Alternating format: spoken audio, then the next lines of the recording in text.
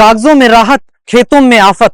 किसान दर दर की ठोकरें खा रहा है और सरकार रिपोर्टें तैयार कर रही है, समितियां बना रही है। हमने पहले भी इस बारे में चर्चा की थी। 2023-24 की खरीफ और रबी की फसलों का मुआवजा क्लेम किसानों को आज तक नहीं मिला है।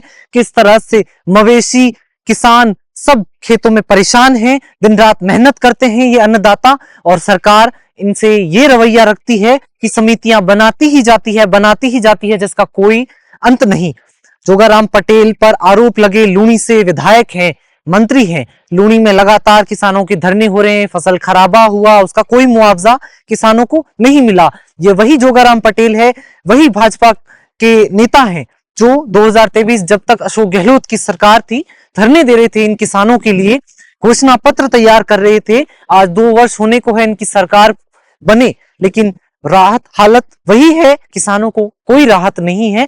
कैसे ये लोग इस तरह का दोहरा व्यवहार, दोहरा चरित्र रख सकते हैं? जब अपनी पार्टी की सरकार नहीं हो तो उसी मुद्दे के लिए विरोध, और जब खुद की सरकार आए तो उसी मुद्दे को नजरअंदाज कर देते हैं। कहते हैं समितियां बन रही है, रिपोर्टें आ रही है, उसके बाद मिलेगी। इसका मतलब सिर्फ यही है कि सरकार की नीयत नहीं है आपको राहत देने की, किसानों को राहत देने की, क्योंकि समितियों की रिपोर्टें बनवाने में आपको यदि 2 वर्ष लगते हैं तो किसान आत्महत्या करके मर भी जाएगा, उसके बाद तक आपकी रिपोर्टें तैयार नहीं होगी। आप ये मंजर देखिए, खेतों के हालात देखिए, किस तरह से फसलें बर्बाद है, किस तरह से लोग त्रस्त है, त्राहिमाम मचा हुआ है चारों तरफ। सरकार कभी टांके बंद करने का आदेश लाती है, कभी ट्यूबवेल बंद करने का आदेश लाती है। किसानों को दर दर की ठोकरें, पटवारियों के घर चक्कर लगाना, उनके दफ्तरों में चक्कर लगाना, उसके बाद भी कोई सुनवाई उनकी नहीं हो रही है।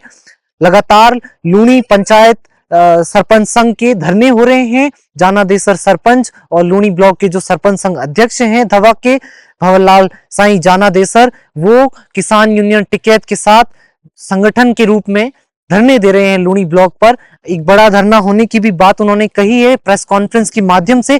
देखते हैं ये सरकार किसानों के लिए संवेदनशील होती है या बिहार और अंता चुनाव में प्रचार में मशरूफ रहती है, और फिर पंचायत चुनाव में आपको ठगने के लिए कोई नया वादा, कोई नया घोषणा पत्र लाती है। हालांकि अब तक का जो रवैया इनका रहा है, 3 साल बाद के घोषणा पत्र में ये जरूर आपको आश्वासन देंगे कि रिपोर्टें बन रही है, आपको राहत दी जाएगी।